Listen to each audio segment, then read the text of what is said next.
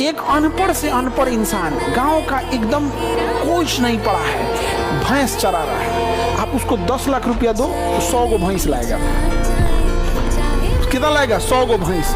तुम अभी ग्रेजुएशन करते रहना, वो 100 गो भैंस लाएगा, 6 महीना बाद सब भैंस बच्चा देने लगी, सब उसका दूध प्रोडक्शन चालू हो गया। तुम्हारा ग्रेजुएशन फर्स्ट ईयर है, उसका निकल गया प्रोडक्शन। अब उसको जो 100 भैंस है वो अगले साल 200 हो जाएगी, दूध का प्रोडक्शन बढ़ गया। तुम अभी ग्रेजुएशन सेकेंड ईयर में बीए लेके करते रहो वहाँ पे, वो धीरे धीरे प्रोडक्शन करते करते चल गया, अपना कर्जा चुका देगा, अपना घर बना देगा। तुम ग्रेजुएशन थर्ड ईयर में, अब मगध यूनिवर्सिटी हो ना तो मरो ससुरे, तो नहीं तो मरो वहाँ पे, मर जा तुम वहाँ पे। हमको इस बात से बहुत एलर्जी है कि आपने ग्रेजुएशन करा के एक बच्चों से जिंदगी का सबसे बहुमूल्य चीज छीन लिया और ग्रेजुएशन का सर्टिफिकेट पे तुम कुछ नहीं कर पाओगे। तुम उस सर्टिफिकेट के दम पे कुछ करके दिखा दो। तुम अभी भी बस तुम्हें एक बैठने की एलिजिबिलिटी दे देगा कि तुम इस एग्जाम में बैठ सकते हो, तुम्हें कुछ देने वाला नहीं है। तुम ग्रेजुएशन का सर्टिफिकेट लेना बीए का, अब भर नोएडा, गाजियाबाद, दिल्ली, गुड़गांव घूमते रहना, हमको जॉब चाहिए।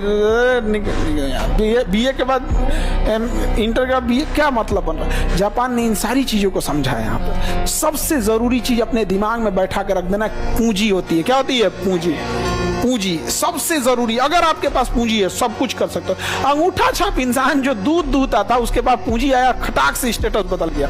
अब वो नो कच्चे घर से पक्के मकान में जाएगा, मकान में जाएगा, ठीक ठाक रखेगा वहां पे, फिर पहनावा ओढ़ावा, खान पान, बात करने का तरीका, मेहमानों को ट्रीट करने का तरीका। जो पहले खटिया बैठा के लोटा में पानी देता था, सोफा टेबल पे बैठा के नाश्ता देगा, बंद बोतल का बिस्लरी थमाएगा। उसको स्टैंडर्ड बदल गया कि नहीं? और उसको लोग कहेंगे कि गांव के लोगों के पास उतना रेस्पेक्ट नहीं है। ये नहीं बाबू, पैसे ने कमर तोड़ दिया हिंदुस्तान का, और अमीरों के लिए चीजें अलग हो गई, गरीबों के लिए अलग हो गया। फिर थोड़ी थोड़ी चीजों के लिए गरीबों में किच होता है। तुम इधर पानी मत बहाओ, तुम ये मत करो, वो मत करो। बड़े लोगों के घर कोई दिक्कत नहीं है। समझ में आ रहा है कि नहीं?